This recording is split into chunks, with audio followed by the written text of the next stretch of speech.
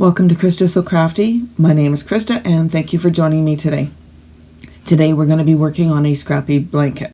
I have a container that holds 4-inch square blocks that I've cut from scraps of material here and there over the years, and I thought today I would start putting some of them together. I don't know exactly at this point how many squares I have, but I have a lot. One thing I wanted to point out as well is that there are no two squares in this quilt the same, so that's kind of fun.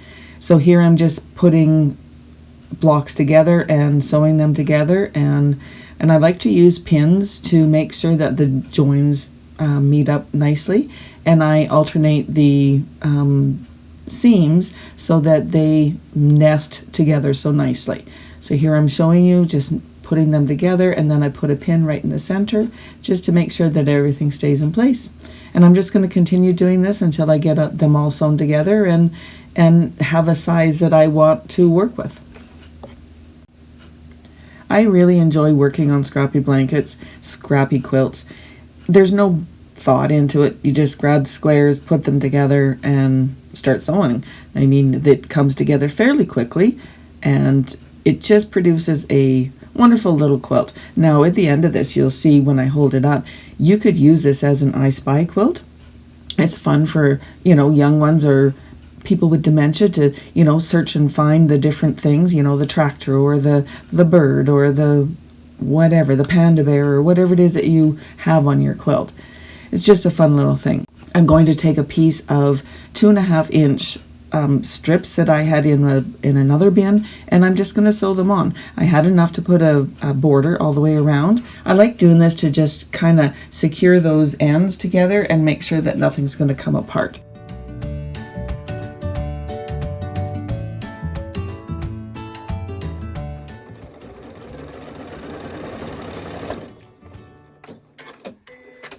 Once I have the border on, I'm just going to trim this off so that it's, the same width of the blanket, and I'm just going to continue on moving around the quilt and finishing this up so that we can move on to the next step.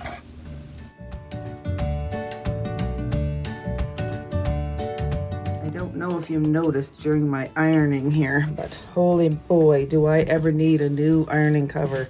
This is one that I bought from the store, and look at it, it's just disintegrating. And I've only had it a couple years, but that is a project that's coming up real soon.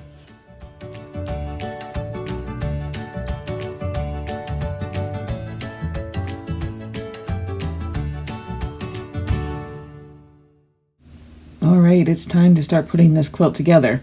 So I have a bunch of scrap pieces of batting, and I have scrap pieces of material. Both of these were in my stash, which is a wonderful way to make a baby quilt. So far this quilt hasn't cost me anything. Everything has been in my stash, which is wonderful. So I'm just laying everything together. I like to put the batting down first, and then I put the backing material face side up, and then I put the quilt face side down, and I'm just going to go through and pin it all together. And what I like to do is go around and stitch everything together and leave an opening about 6 inches or so, so that I can turn it. This allows me to have a really nice edge on my quilts.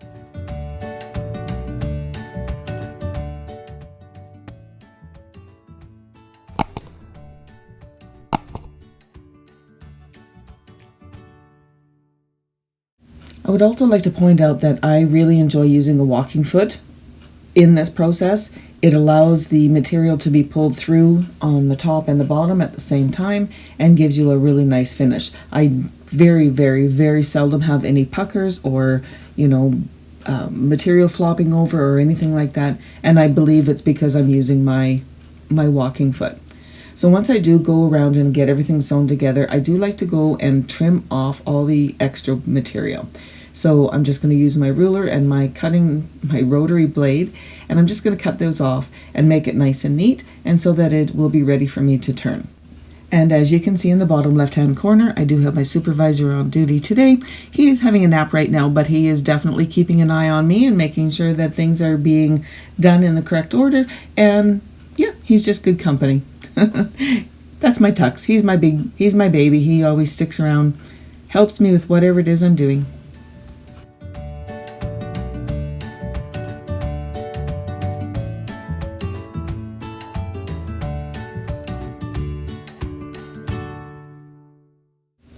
Before I turn the quilt in right side out, I like to trim off some of the batting right in the opening so that it doesn't get so bulky. It just makes it a little easier to, fold it later. So now I'm just going to reach in with my hand and I'm going to poke those corners down in with my thumb, try to get them poked out as much as I can, and then I'm going to flip this around.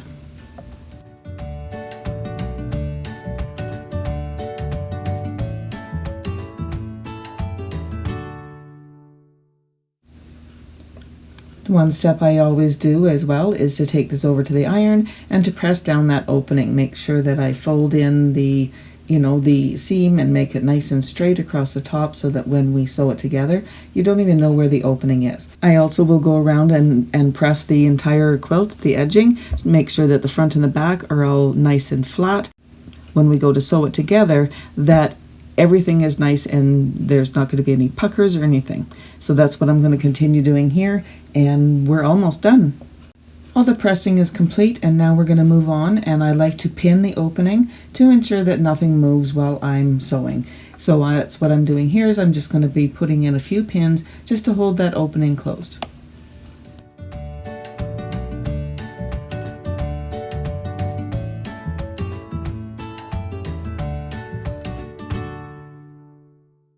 Again, I'm going to use my walking foot to do this next step, which is to sew all the way around the entire quilt. I'd like to do about 1/4 of an inch. So what I'm doing here is I have my needle over to 1/4 of an inch, so it's not in the center, it's over to the right, and I just run the edge of my presser foot along the edge of the quilt, and that's what I use for my guide, and I do that all the way around.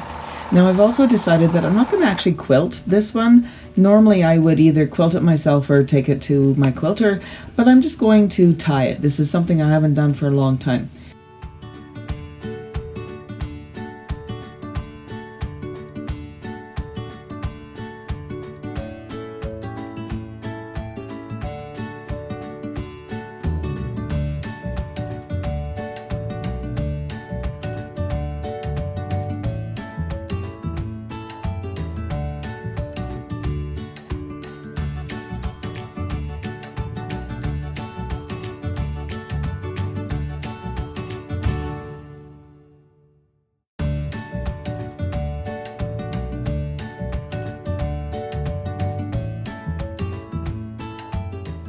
So what I'm going to do is continue on, and I'm going to go every 4 squares. So this is every 2 squares, sorry. So I'll do a 4 patch basically. So I'll do one here, and I'll do one here, and I'll do one here, and I'll just do that all over the quilt. And yeah, then it'll be done.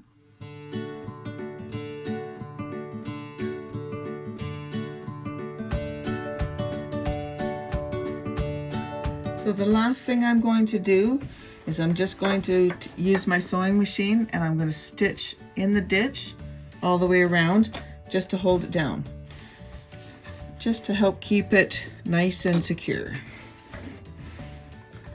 And let's go. And I'm actually going to lengthen my stitch to probably a 4, just so it's nice and big stitches.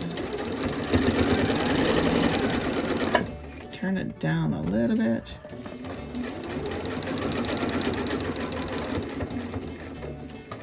Get to the corner, and I'm just going to needle down, pivot, put my presser foot back down, and away we go.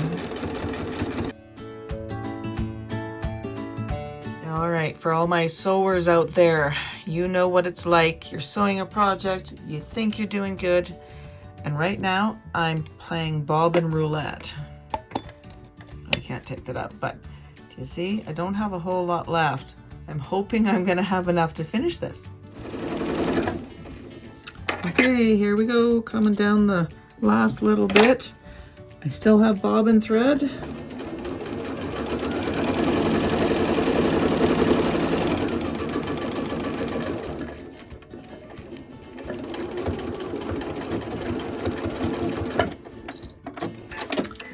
We made it, yay.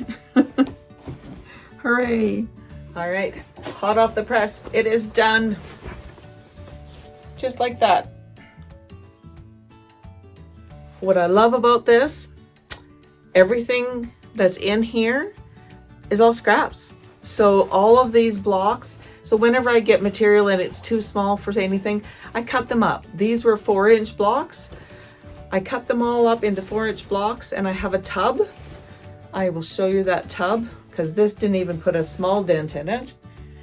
The border is scraps. I had 2.5-inch strips for a binding for something. I don't even remember what for. That's what that's all about. The backing was a piece of material that was in my stash. Not really big enough, like it was just barely bigger than this little mini lap blanket. But yeah, it's and the batting was a small chunk of batting that I had, so I had thread. Everything of this scraps, which is wonderful. So let me show you my bin. So these are my bins. So as you can see, I have all of these are squares. So 3, 4, 5, and 6-inch squares. I have, excuse me, I spelled that wrong. Jelly roll stripes. Anyways, 2.5-inch strips, 1.5, 1, 3 holiday scraps and strips. So I just do this, and I'll just sit down with a bunch of my scraps and I'll just cut them all up and I put them in here, and then when I want to do something, especially scrappy, I just pull out what size I want and make them. So yay, I'm so glad to be using some of these, but as you can see, this didn't even make a dent in what's in here. Like I still have so many 4-inch squares. So many. Yeah. And you know, it's fun. Like I'll make maybe I'll use some of these and I'll make a table runner or a table topper, or who knows. I mean, maybe I'll make some more of these, you know, little, I don't know, they're kind of the size of it makes a great lap blanket for myself. It fits around me. I'll show you in a second here. It would work great for a baby quilt. So this ends up being 31 inches by 49 inches. So it makes a wonderful little lap blanket. Like it fits around me, it goes up, it's covering my feet. Like I think it's perfect. It's a great little size. I really hope that you enjoyed this little video that I've done up on, you know, making a scrap little blanket, whether it's for a baby quilt or a lap blanket. It's just a nice little size, great way to use up a whole bunch of your scrap material. Oh, I think I said before, but there are no 2 blocks in here that are the same. So this could be used for like an I Spy blanket for a kid or an adult or whatever. You know, let's find the cupcakes. They're right here. Well, let's find the red stars. They're down here. You know what I mean? Like you could use it as an I Spy blanket, which is kind of cool. It is going to be so nice and warm and toasty for whoever's going to get it. I'm not sure what I'm going to do with it yet. So we did a couple different things in here. We used up a lot of scraps. We did some tying, which is something that I don't do a whole lot, you know, when I tie my quilts, but I think it turned out nice. Anyways, thank you once again for joining me today on Krista So Crafty. If you enjoyed this type of video, please consider giving it a thumbs up and subscribe to my channel if this is something that you enjoy watching, and be sure to click that little bell so that you get notified every time I upload a video. Thank you again and happy crafting.